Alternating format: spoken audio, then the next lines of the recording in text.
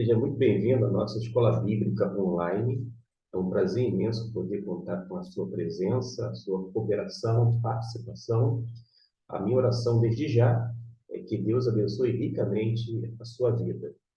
Na, na lição de hoje, a números 11, nós temos dois assuntos importantes: liberdade religiosa e ordem social. A gente vai trabalhar alguns textos bíblicos, vai fazer leitura de algumas porções da revista e querendo que, de alguma forma, possa contribuir para o seu enlevo espiritual. Quando a gente começa a tratar deste assunto, começando por liberdade religiosa, a gente precisa conceber a ideia de que a liberdade religiosa não é somente para a nossa própria religião, é algo abrangente. Aliás, é um direito universal. As pessoas têm o direito de crer ou não crer, e ainda crer em qualquer divindade, deuses, enfim, de se tornar adepto de uma religião ou outra. Eu sei que no nosso coração cristão, a gente deseja, sim, de que as pessoas conheçam Cristo Jesus, tenham suas vidas transformadas, mudadas, moldadas pelo poder de Deus e faça parte da igreja de Cristo, ou a igreja cristã. Mas acontece que a gente vai ver que Deus não obriga isso mesmo.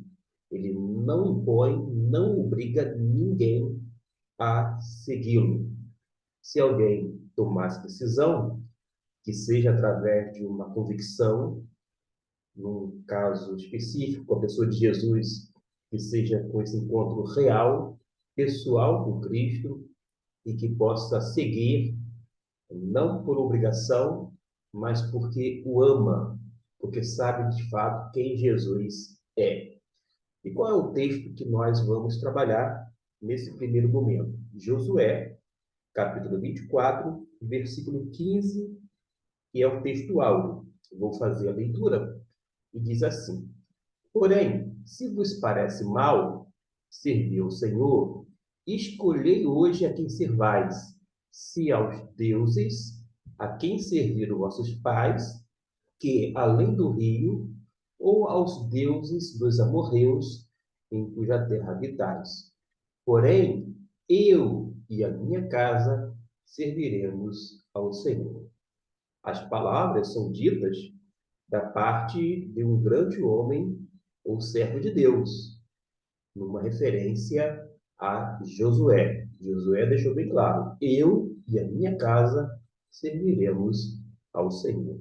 Mas observe que nesse texto, em nenhum momento Deus impõe, através da liderança de Josué, que o povo venha segui-lo, por sua vez, servi-lo. Porque Deus deseja que o seu povo siga-o, porque de fato conhece e ama. Envolve decisão, envolve esse elemento que é essencial em qualquer circunstância, o amor. O texto proposto na lição, que está em destaque na página de número 50, também menciona o versículo 14. Agora, pois temei ao Senhor e servi com sinceridade e com verdade, e deitai fora os deuses aos quais serviram vossos pais além do rio e no Egito e serviam ao Senhor. Há uma proposta divina? Claro que há. Deus estabelece a sua aliança e ele vai impor suas leis para aquele povo que acaba acatando o estatuto divino. Agora, as pessoas precisam entender o seguinte: quando Deus tirou o povo de Israel lá no Egito, qual era o contexto? Era um contexto de opressão. O povo estava ficando numeroso, estava sendo oprimido, castigado, e Deus viu aquilo e teve misericórdia daquele povo, escolheu, amou e decidiu o quê? Tirar. Eis aí o chamado Êxodo, a saída do povo de Israel lá do Egito. Acontece que quando Deus estabelece a sua lei, ele impõe a sua lei porque é uma manifestação bondosa da parte de Deus. E qual é o contexto? É um contexto de opressão? Não. De exploração? Também não. É um contexto de amor. Deus está cuidando, Deus já retirou o povo do Egito, está conduzindo, está providenciando todas as coisas realmente necessárias, está tendo aquela provisão da parte dos altos céus para com o povo, e ele então determina ou impõe as suas leis, que é a chamada aliança. Aliança, concerto, é a berit, ou seja, é essa manifestação bondosa da parte de Deus no contexto agora de amor. E as pessoas, por conhecer Deus, saber o que ele fez por elas, o que elas fazem? Seguem em obediência.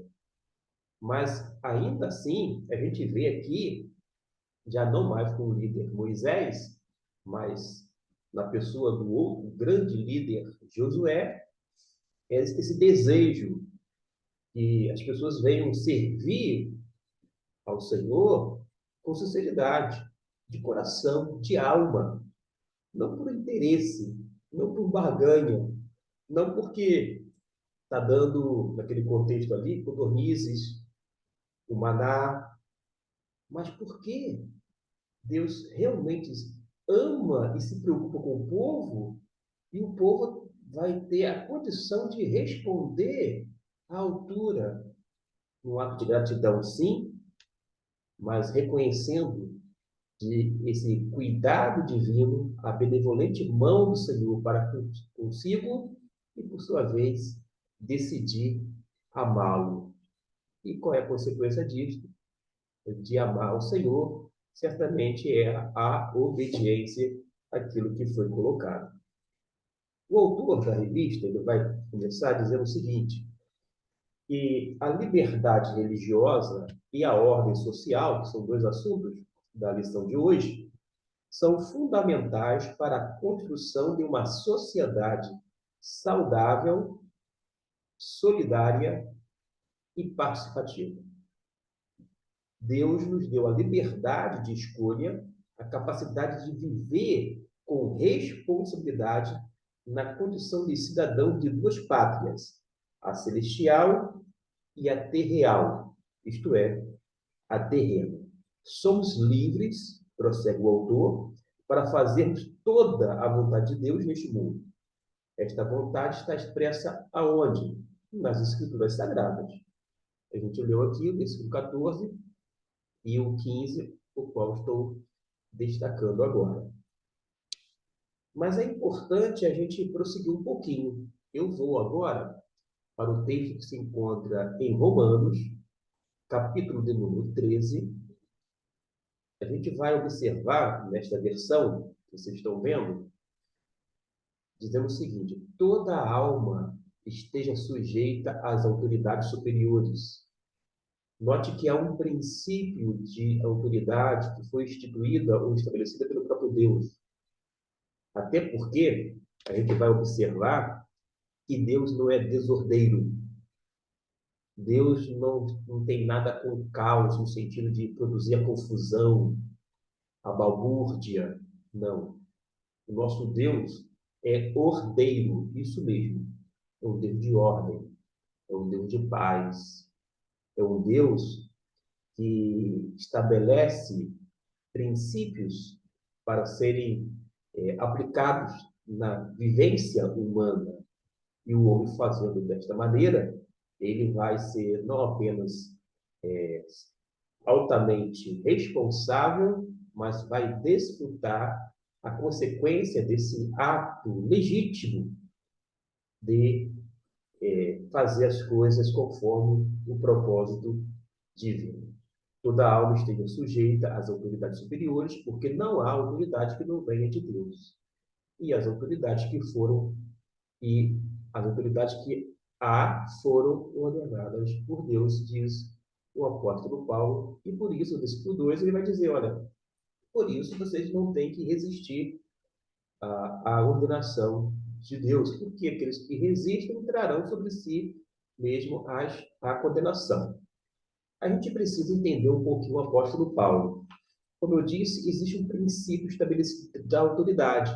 Imagine só se não houvesse autoridade, se não houvesse governo.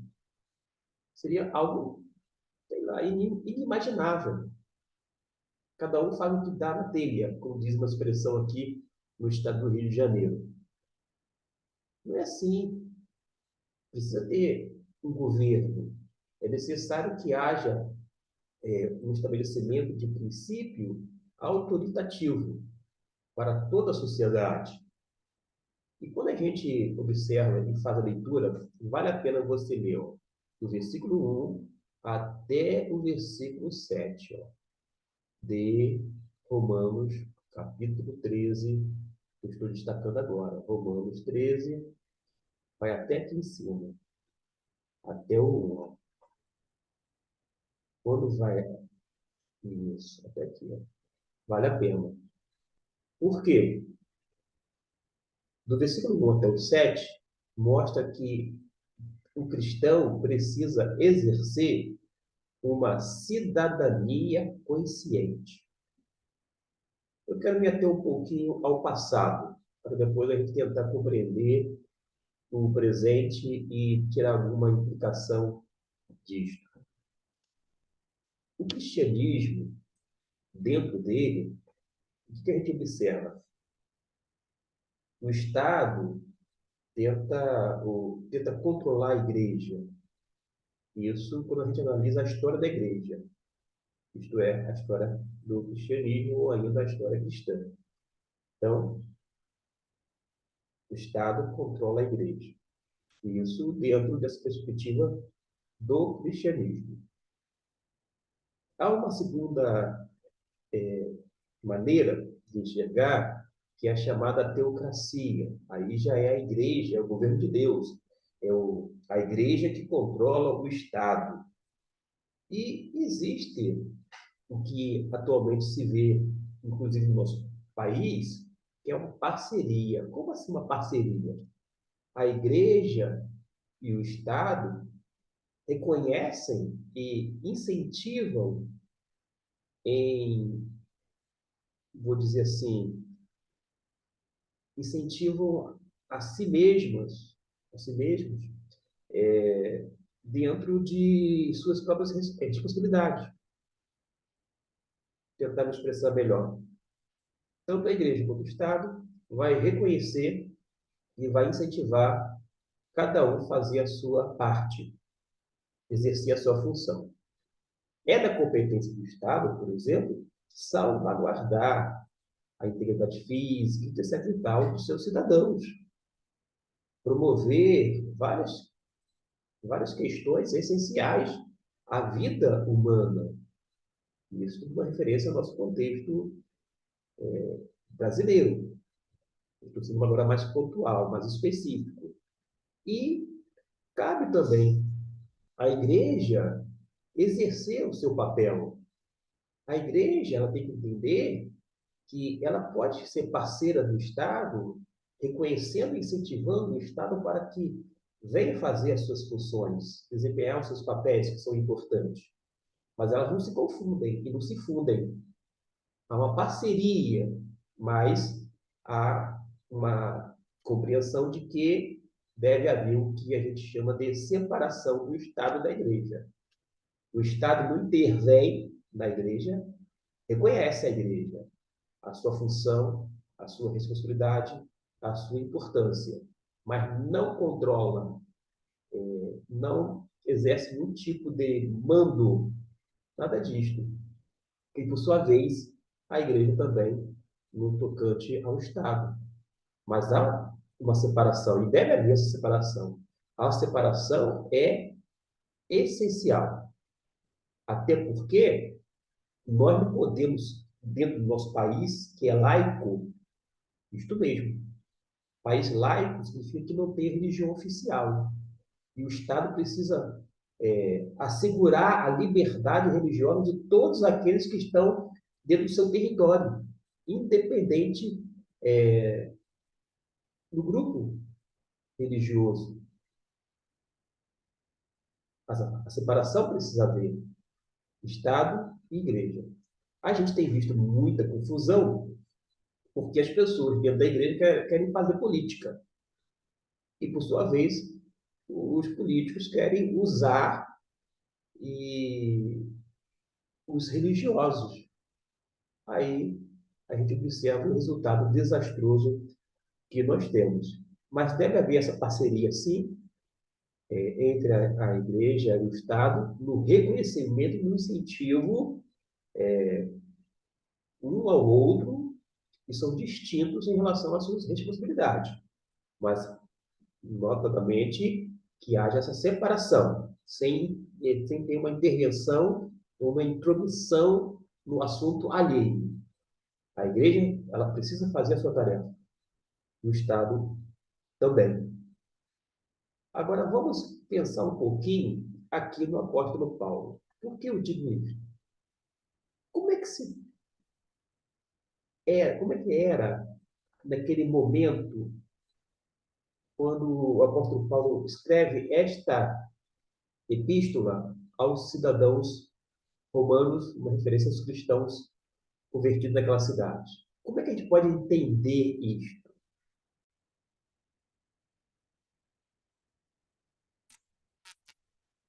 Naquela época, não havia autoridades cristãs em nível global, regional e local. As autoridades que haviam eram romanas, e a gente observa que, ainda assim, o que diz o apóstolo Paulo? Deveria o crente submeter-se à autoridade, porque esta tinha sido constituída por Deus. Às vezes, no nosso segmento evangélico, a gente deseja um presidente evangélico, um governador evangélico, um prefeito, vereador, deputado estadual, senador evangélico, e acha que, bom, se a gente estiver debaixo de um governo, de alguém que tem a mesma confissão religiosa, isso vai ser algo bom para a gente. Mas o governador evangélico, o presidente evangélico, o prefeito evangélico, enfim, qualquer político evangélico que venha exercer esse cargo eletivo, ele precisa entender que ele não tem que favorecer o segmento evangélico. Ele tem que governar sobre todos e para todos. Porque, repito, o Estado é laico. A gente não pode se colocar uma pessoa simplesmente para depois usar como moeda de troca. É um toma lá da cá. Eu vou votar em fulano e irmão vota em irmão, porque uma mão lava a outra. A gente vai se beneficiar. Gente, tá entre nós, a gente precisa ver o bem comum. O bem não de um segmento apenas, mas de toda a sociedade. A gente tem que observar isto. A gente tem que ter esse senso e entender que um país que vai ser mudado certamente não será pela via política, até porque a única solução é Jesus. Quando Jesus salva, transforma, muda, molda o crente, e ele passa a ser um cidadão consciente, responsável. Ele faz aquilo que é correto, ele age com justiça e não age fazendo com que ocorra uma segregação, uma separação. Ele agrega as pessoas e jamais separa as mesmas. Mas naquela época, o apóstolo Paulo estava diante de autoridades, vou dizer assim, que não eram cristãs, e mesmo assim ele diz: olha, vocês crentes em Roma precisam submeter-se às autoridades constituídas, porque foi Deus que colocou. As autoridades foram estabelecidas por Deus. É um princípio de autoridade que é colocado pelo apóstolo Paulo. E por conta disto, aqui em Romanos 13, os crentes têm que submeter-se e cooperar também. Não é simplesmente dizer assim: tá bom, eu não gosto desse governo e não vou fazer absolutamente nada. Pelo contrário, eu vou atrapalhar. O que puder atrapalhar, se depender de mim, eu vou fazer. Gente, é jogar contra a própria sociedade. Eu, particularmente, não sou político partidário, não faço, nunca me filiei em nenhum partido político. Sou político porque entendo que não existe essa ideia de apolítico. Como assim? Todo ato é político, essa é a grande verdade. Mas não sou político partidário. E às vezes as pessoas perguntam: cá, o irmão é de esquerda, de direita, isto, aquilo, outro? Eu falo: não, eu sou nem de direita nem de esquerda. Eu sou cidadão do alto. Conforme diz a revista aqui, eu tenho duas pátrias, a celestial e a terreal. Como cidadão da Terra, eu, por exemplo, com 47 anos de idade, comecei a votar com os meus 16 anos, quando me foi facultado esse direito e essa responsabilidade. Eu nunca, na minha vida, vendi o meu voto. Eu nunca me deixei ser influenciado por outrem para votar em fulano e beltrano. Eu costumo dizer que geralmente os meus candidatos, os quais eu voto, quase sempre perdem. Ou seja, e nem por isso deixei de cumprir os meus deveres como cidadão, como cidadão. Ou seja, a vida segue uma boa, porque o regime democrático. Eu nunca fiz na minha vida nenhuma barganha política, nunca assumi uma função política, nunca fui indicado para um cargo político. Aliás, já fui indicado, mas recusei, porque eu não quero isso. Não quero ficar atrelado a esse quesito político, porque a minha chamada não é esta, a minha chamada é pastoral, e eu entendo que deve haver o quê? A separação entre igreja e Estado. Eu nunca vou incentivar ou indicar, sugerir que outra pessoa vote no meu candidato, entre aspas. Que negócio é esse? Cada cidadão ele é responsável pelo seu voto, ele pode, e o voto é secreto. Até mesmo na minha casa, era assim na casa dos meus pais, continua assim na minha casa. Eu, a gente nem fala, se comenta, em quem você vai votar, em quem você não vai votar, votou em quem, me mostra. Nada disto, gente.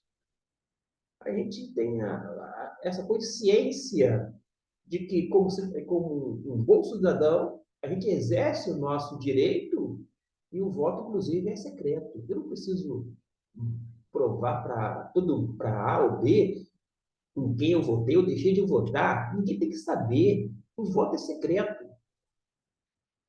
E o voto é o seu direito, o voto é a sua arma, vou dizer assim. O voto nos iguala a todo mundo. É o mesmo peso. Como eu disse, nunca aceitei indicação política, nunca fiz parte desse segmento político.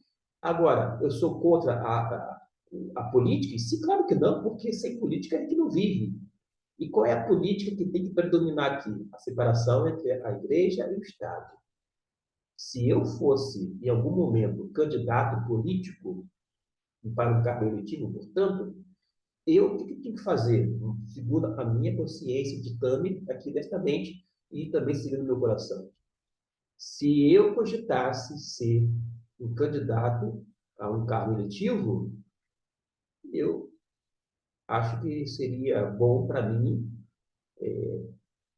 me licenciar, como se fosse possível, mas vamos lá, licenciar-me do Ministério Pastoral para que não influenciasse as pessoas e ainda sendo remunerado para o cargo em questão, para o exercício pastoral em questão, eu até me licenciaria sem a remuneração. Por quê? Se eu entendo que é um projeto bom para a comunidade, para o povo, e que é de Deus, e é um instrumento legítimo, tá? Você pode se candidatar a um partido político, se filiar. Você pode fazer parte de um grupo político, sim. Pode lá se candidatar, mas aquele voto de cabresto, tentando influenciar as pessoas da igreja, isso, gente, não convém. Isso é vergonhoso. Agora você vai dizer assim, e por que você nunca se candidatou a uma vaga em qualquer esfera? Eu respondo de uma forma muito tranquila mesmo, porque eu entendo que o ministério é uma coisa excelente, é um ministério de verdade. Eu não trocaria, vou dizer assim, nem eu não trocaria um mês do ministério pastoral por 4 anos por um cargo político, mesmo sabedor de que esses 4 anos eu teria X de remuneração, muito mais do que a ajuda de custo que eu recebo, muito mais, mas eu não trocaria, porque o ministério pastoral é uma obra excelente. E alguém, uma vez, que perguntou a Billy Graham sobre essa questão de um pastor exercer um cargo político, como se tornar presidente, e ele disse mais ou menos assim, tá? O saudoso Billy Graham: eu não me rebaixaria tanto. Ou seja, se ele entende que a obra ministerial, esse elemento episcopal é algo excelente, por que ele vai, vou dizer assim, se rebaixar, entre aspas, né? Vocês estão entendendo a colocação dele, a um cargo que não tenha uma excelência tanto quanto a ministerial. É mais ou menos isso. E a gente vai agora, então, continuar um pouco, vou fazer a leitura da revista e vamos ver o que a gente pode contribuir um pouco mais. Antes da gente continuar, eu quero apenas falar o seguinte. Alguém vai perguntar assim: com base em Romanos 13, uma indicação de que a gente deva o quê? Submeter-se e cooperar com as autoridades. Isso mesmo. Mas até que ponto? Até o momento que a obediência ao Estado passa a implicar em desobediência a Deus. Até esse ponto. Agora, a gente precisa realmente dar a César o que é de César. Ser um bom cidadão, contribuir com nossos impostos, sermos responsáveis em todas as áreas e segmentos. Não adianta dizer assim, eu sou um bom cidadão. Como é você no trânsito? Como você se comporta no trânsito? Como você se comporta em casa, no serviço, no trabalho, na igreja, enfim. Precisa ter essa conscientização de ser uma pessoa boa, um bom cidadão, exercendo os seus deveres, antes mesmo de ficar reivindicando seus direitos. E a gente precisa pensar nessa questão, sim. Na revista, faz uma pergunta aqui sobre o que é liberdade religiosa. E fala assim: entende-se por liberdade a capacidade de escolha de decidir dada por Deus ao homem na sua criação. Está fazendo menção de Gênesis, a gente vai fazer a leitura aqui, capítulo 1, versículo de número 26 até o 28.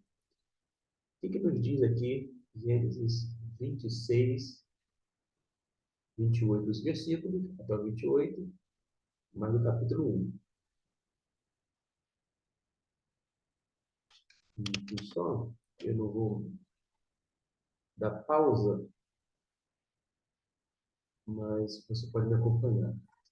E disse Deus: façamos o homem à nossa imagem, conforme a nossa semelhança, e domine sobre os peixes do mar, e sobre as aves dos céus, e sobre o gado, e sobre toda a terra, e sobre todo o réptil que se move sobre a terra. E criou Deus o homem à sua imagem, a imagem de Deus o criou, homem e mulher os criou.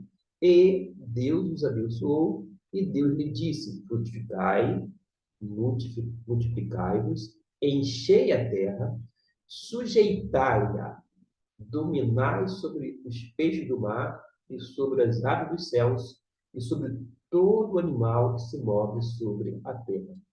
Esse sujeitar e dominar implica o que a gente chama de mandato cultural. O homem tem a responsabilidade de no tocante à obra criada por Deus.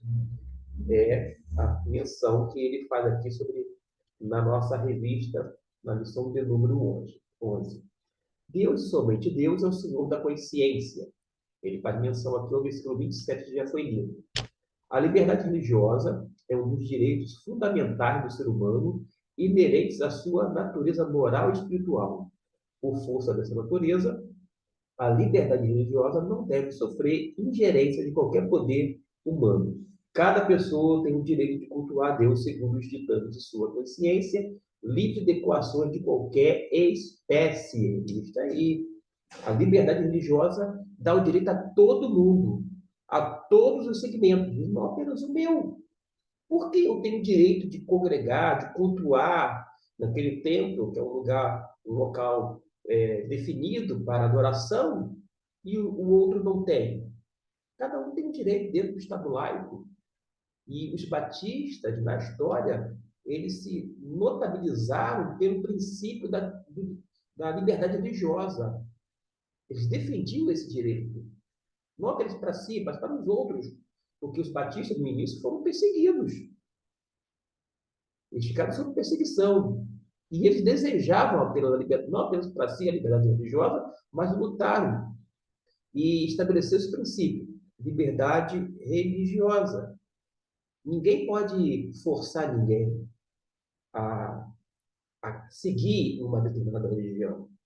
E a igreja deve se manter o quê? Separada do Estado, o Estado separado da igreja, para que eles venham cumprir as suas diferentes funções, de acordo com a sua natureza, com os seus objetivos, e é dever do Estado garantir o pleno gozo e exercício da liberdade religiosa sem favorecimento a qualquer grupo ou credo. Vou voltar aqui àquele exemplo. Se tiver um prefeito evangélico, um governador evangélico, quando não, um presidente evangélico, ele não pode usar a máquina, isto é, o Estado, para favorecer esse segmento. Ele precisa ser governante de todos e não de alguns poucos, ainda que estes que eu tenho me referido aqui sejam se constituam a maioria, ainda que constituam a maioria, mas não pode. Até aquela religião, vou dizer assim, em termos de número, é menos expressiva, não estou falando em relação à importância de cada um dela para os seus adeptos, mas que tem menos membros, é uma religião, digamos assim, pequena, dentro do nosso contexto brasileiro, ainda assim, o Estado precisa garantir esse direito. É um direito inalienável. E deve haver esse reconhecimento que que o governo do Estado é ordenação divina para o bem-estar dos cidadãos. E a ordem justa da sociedade é dever dos crentes do que orar pelas autoridades, bem como respeitar e obedecer às leis, e honrar os poderes constituídos, exceto naquilo que se opõe à vontade e à lei de Deus. É o que a gente aprende com a Bíblia e também com nossos princípios chamados eu falei até aqui bastante sobre liberdade religiosa. Agora a gente vai investir um pouquinho de tempo e atenção para a ordem social. O que significa ordem social, conforme a nossa revista, edição número 11, na página 51? Diz o autor: para nós batistas, o cristão tem o dever de participar em todo esforço que tende ao bem comum da sociedade. Note bem, ao bem comum. Não é participar só de algo que venha favorecer o meu grupo religioso. A gente não tem que ser interesseiro, usar um expediente humano, carnal, egoísta. A gente precisa ver o bem para todos. E busca esse bem comum da sociedade que vive. Ele está inserido na sociedade. Entretanto, o maior benefício que pode prestar é o quê? É anunciar o Evangelho, o bem-estar social e o estabelecimento da justiça entre os homens que dependem basicamente da regeneração de cada pessoa e da prática dos princípios do Evangelho na vida individual e coletiva. Como cristãos, nós devemos entender que a mão, estender, no caso, a mão de ajuda aos órfãos, às viúvas, aos anciãos, aos enfermos e a outros necessitados, como aqueles que foram vítimas de quaisquer injustiça e opressão. Isso tudo tem que ser feito em um espírito de amor, jamais apelando para qualquer meio de violência, nada disto.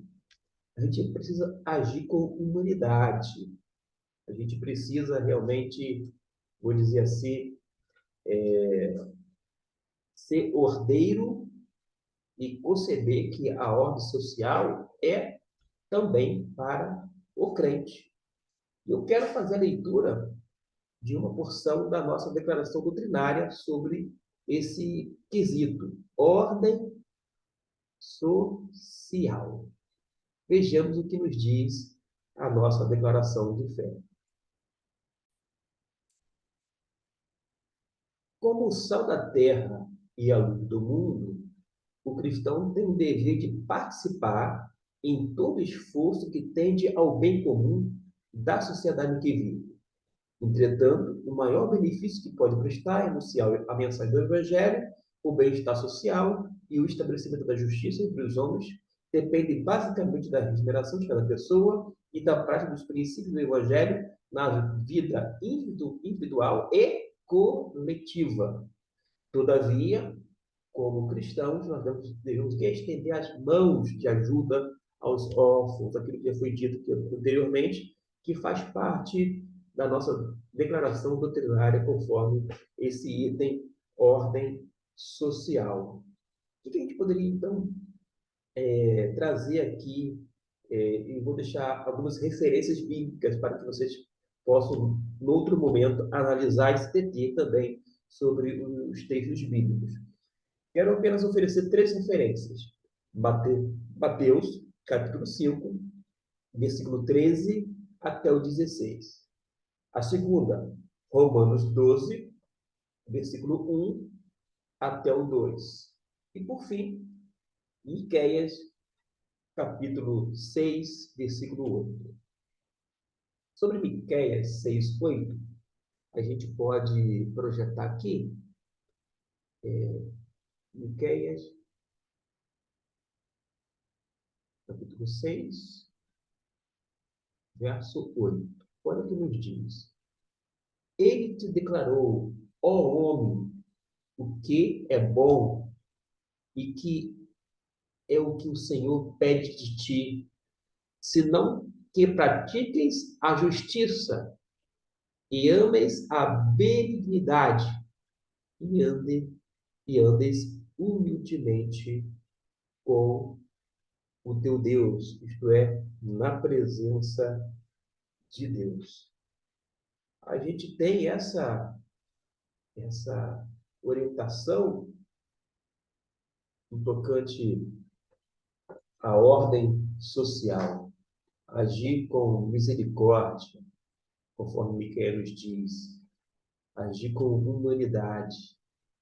Às vezes a gente fica um tanto boquiaberto quando nos deparamos num momento ou outro com a insensibilidade dos discípulos. Quando disse, por exemplo, Senhor, despede a essa multidão. A multidão estava faminta, gente. Mas Jesus, vendo aquela multidão faminta, viu, diz o texto, e teve compaixão, se compadeceu.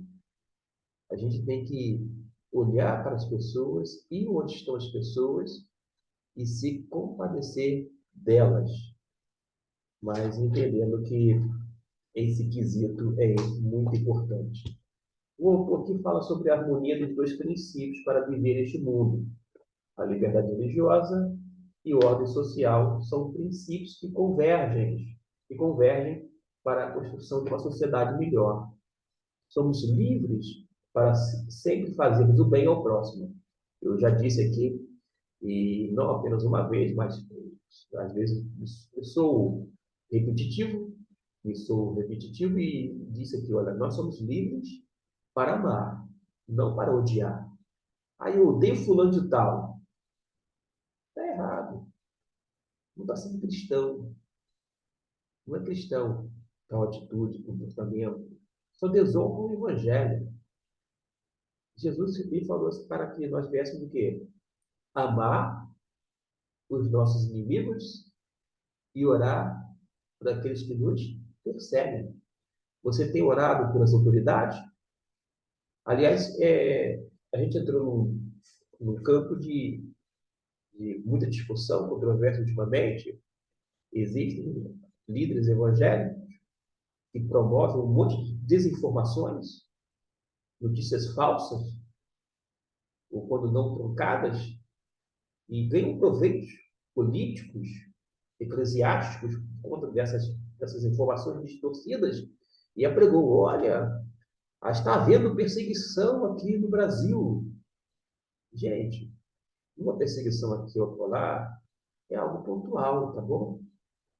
Mas, no geral, as nossas igrejas não têm sido perseguidas. No geral, não. Então, onde que as pessoas estão tirando isso? Elas estão colocando pólvora para ver se daqui a pouco alguém, enfim, explode as coisas. Para com isso, gente. Ordem social, a gente não é gente do caos, da balbúrdia, da bagunça. Nós somos cidadãos conscientes, responsáveis. Então, antes mesmo de falar sobre perseguição, a gente tem que ver, e dentro desse conceito de liberdade religiosa, que é um princípio, inclusive batista, fazer o quê? Lutar e ser favorável para que outros grupos minoritários venham ter também seus direitos garantidos, porque é dever do Estado, tá bom? Aqui no estado do Rio de Janeiro, recentemente, eu vi um caso numa página policial e um segmento religioso de menor expressão, no sentido, não é de menor expressão, menor quantidade, em termos de adeptos, teve lá um local de culto, vou dizer assim, um templo violado, e as pessoas não se dão conta e falam, e eu com isso? Não é do meu gueto, digo, não é do meu segmento religioso, não estou nem aí. Como assim, gente? Da mesma forma, se você vê uma pessoa que está sendo injustiçada, um inocente pobre, preto, está sendo oprimido, foi lançado não aos leões, mas na prisão injustamente, você não faz nada. Você não está nem aí. Como a gente não tem misericórdia diante de atitudes como esta última que eu mencionei? A gente não pode se tornar insensível, ter um coração de pedra, mas o nosso coração é de carne. E a gente precisa entender que a harmonia dos dois princípios da liberdade religiosa e da ordem social, que são convergentes. A nossa liberdade religiosa deve levar à prática do serviço aos que precisam, porque nós somos seres sociais, nós somos seres gregários, seres que se agregam, não promove a segregação, a separação.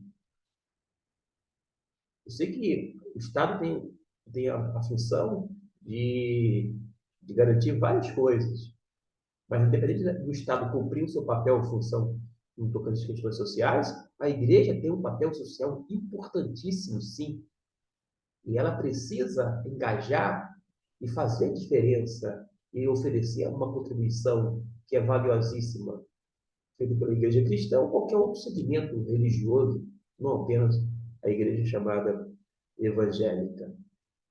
A gente precisa entender que é importante a prática da justiça, da solidariedade num mundo totalmente egoísta.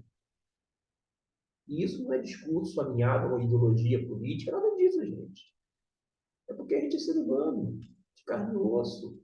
Se coloca no lugar do outro, que está desprovido disso, daquilo outro. A gente precisa ver e estar onde essas pessoas se encontram para sentir as suas misérias, ter misericórdia, se compadecer. E a liberdade religiosa e a ordem social devem ser vistas por nós na perspectiva bíblica. Isso mesmo. A nossa Constituição de 1988, ela deve ser seguida. Agora, nós temos, antes dessa Constituição, a Bíblia Sagrada, que é a nossa lei maior, a palavra de Deus. E a palavra de Deus, principalmente lá no Antigo Testamento, não é diferente do Novo, fala para acudir os órfãos, viúvas, os desamparados, os estrangeiros. A gente precisa hoje dar uma atenção especial aos refugiados, aos imigrantes, pessoas que deixam suas terras e vêm para viver na nossa. Está conosco, junto de nós. Cada um deles tem nomes, tem sua identidade. Eles precisam ter seus direitos assegurados.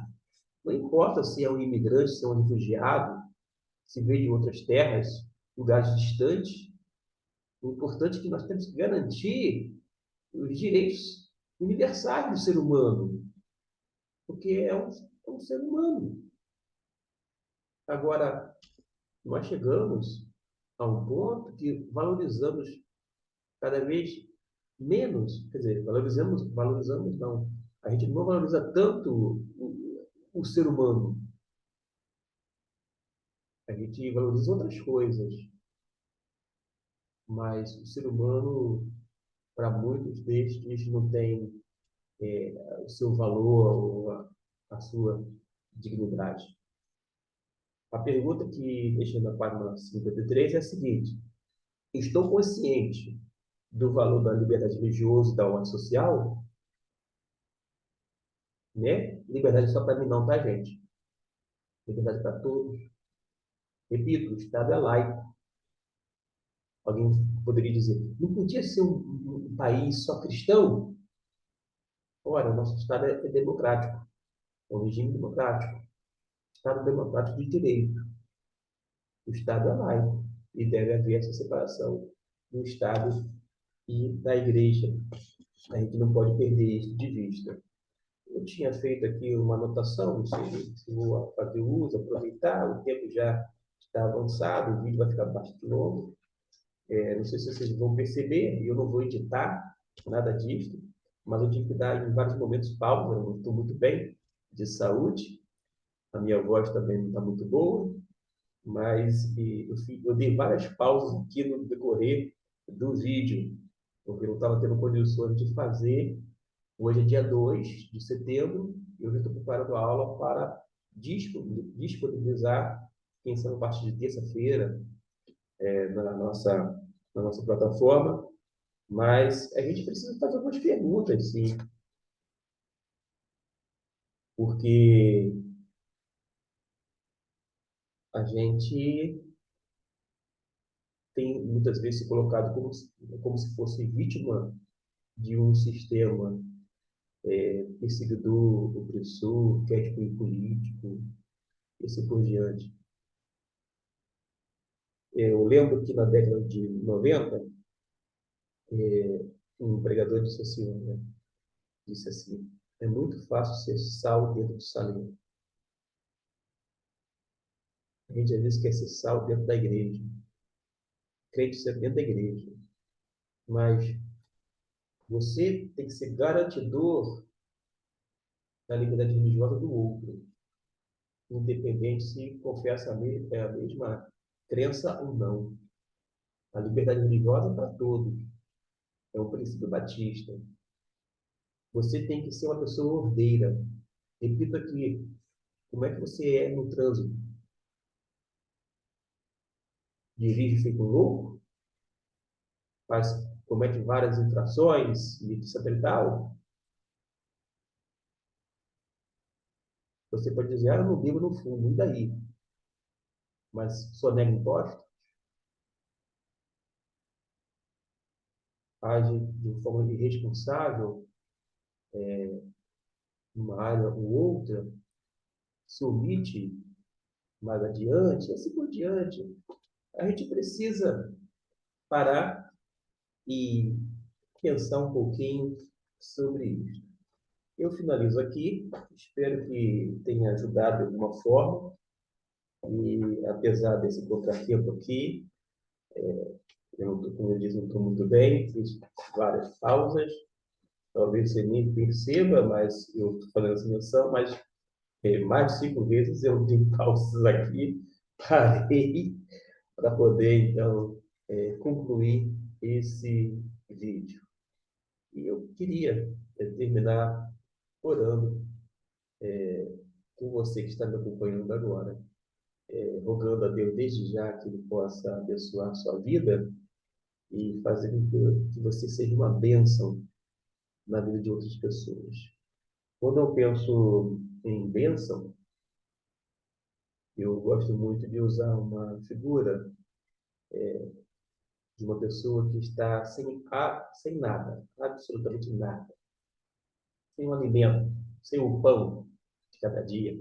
A pessoa está desprovida de um pão ou de um alimento. Aí ela, de repente, ela ora para Deus, ou Deus usa outras pessoas, que é crente ou não crente. Deus usa crente e não crente, porque Deus é soberano sobre todos e tudo. Ele vai lá, usa alguém para colocar um alimento na sua mesa. Aí você pensa assim, eu fui tremendamente abençoado por Deus. Claro que você acabou de receber uma dádiva, estava desprovido de alimento, e Deus entrou com provisão e colocou aquele alimento ali para você.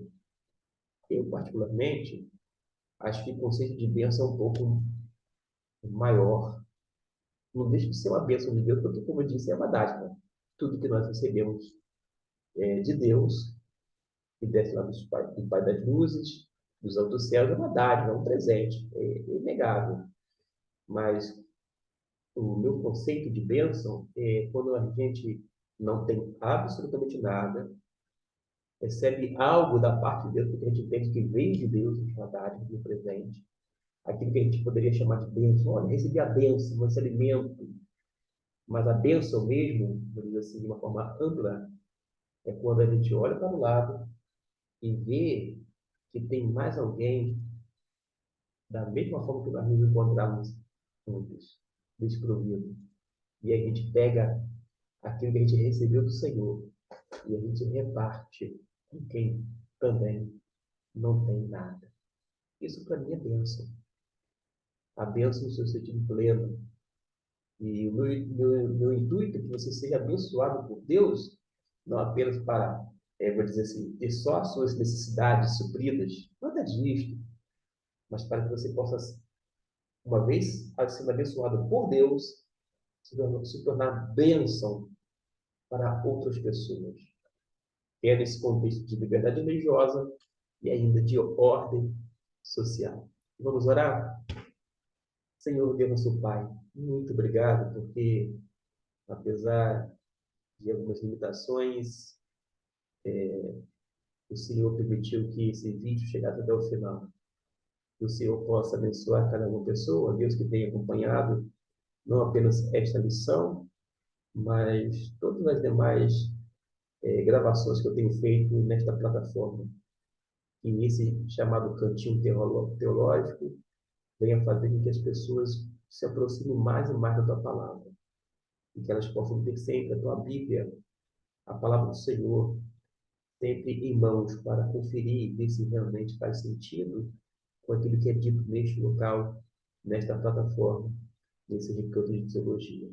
Abençoa grandemente cada um de nós, supre as nossas necessidades e que nós venhamos garantir, sim, e fazer coro com esse direito legítimo de liberdade religiosa para todas as pessoas, não apenas para o nosso grupo. E que a gente seja cidadãos conscientes, pessoas ordeiras e que venha buscar sempre o bem comum. Porque nós sabemos que o Senhor, como eu disse agora há pouco, é soberano sobre tudo e todos.